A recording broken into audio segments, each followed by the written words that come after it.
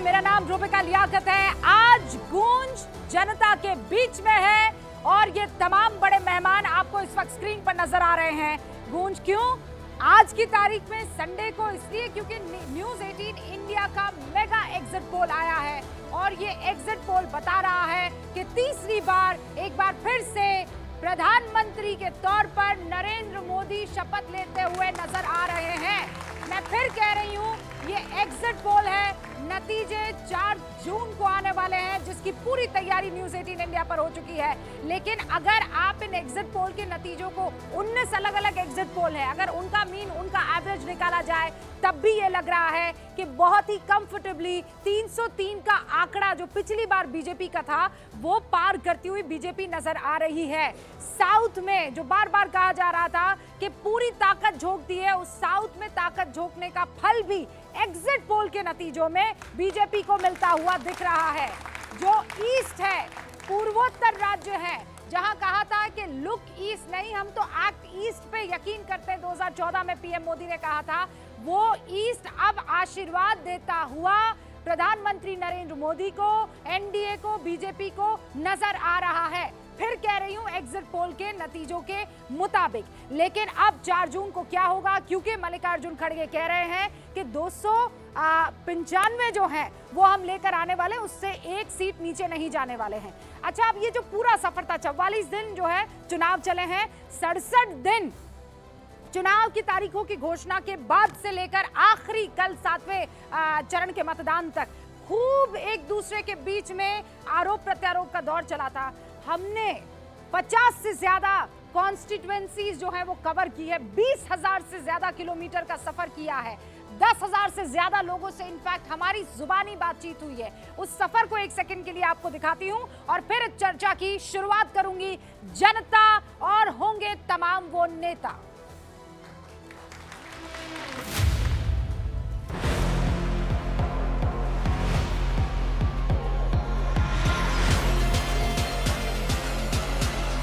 दस 10,427 किलोमीटर,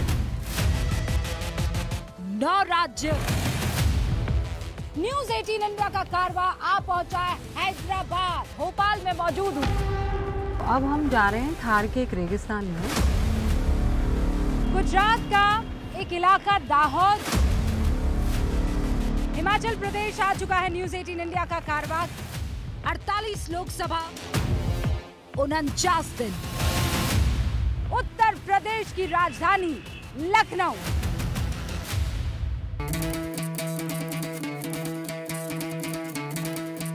आ चुकी है न्यूज़ 18 इंडिया की टीम। प्रधानमंत्री नरेंद्र मोदी का चुनावी क्षेत्र बनारस।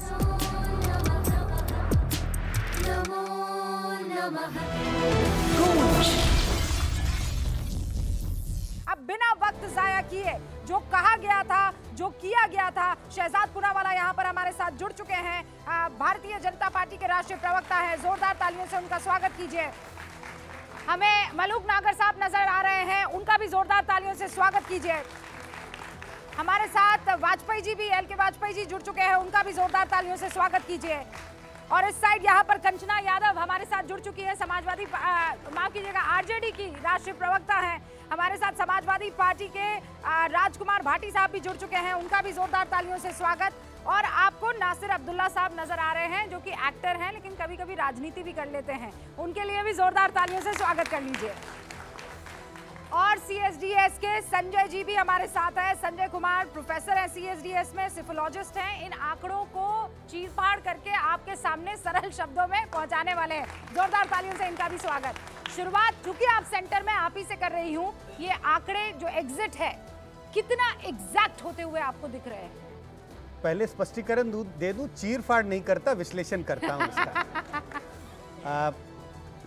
कितने सटीक हैं कहना बहुत मुश्किल है कि कितने सटीक है, एक एक के बारे में नहीं कर सकते, लेकिन सीधा डायरेक्शन बहुत साफ है। सारे के सारे एग्जिट पोल एक ही ओर इशारा कर रहे हैं, बीजेपी की बड़ी जीत हो रही है और एनडीए की बड़ी जीत है। अब सवाल है कि क्या एनडीए 350 के आसपास रहेगा या 400 पार होगा।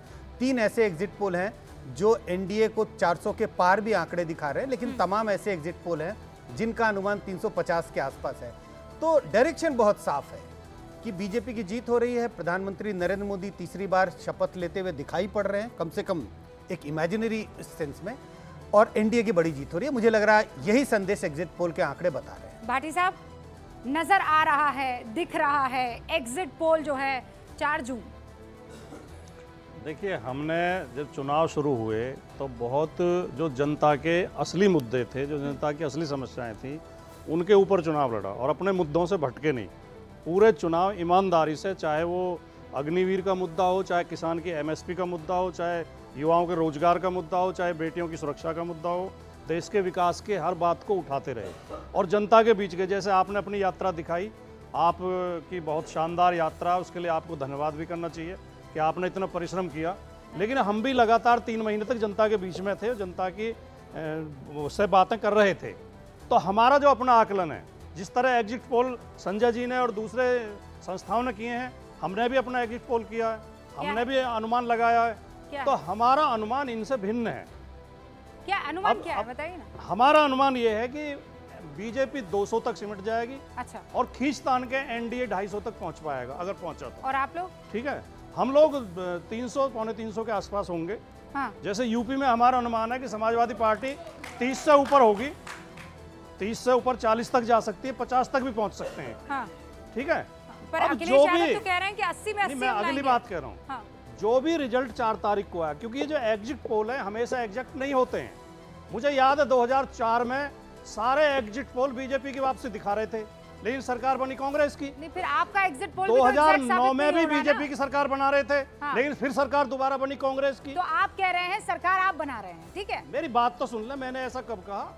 मैं कह रहा हूँ। तो फिर क्या कह रहे हैं आप? मेरी बात सुन ले आप, मेरी बात सुन ले। ये इनके अनुमान है, ये हमारे अनुमान है।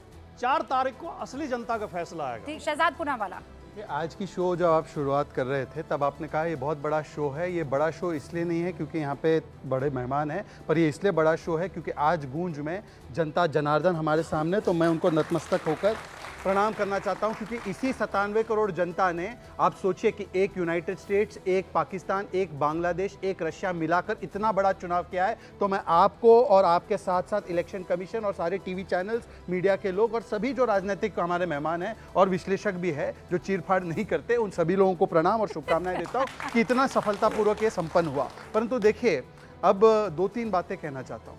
2014 में हम लोग कह रहे थे कि स्पष्ट तरीके से 272 हम लोग पार करने वाले हैं, तब भी एग्जिट पोल्स ने हमें 30-40 कम दिए थे, कोई मानने को तैयार नहीं था। हमने 282 पाया।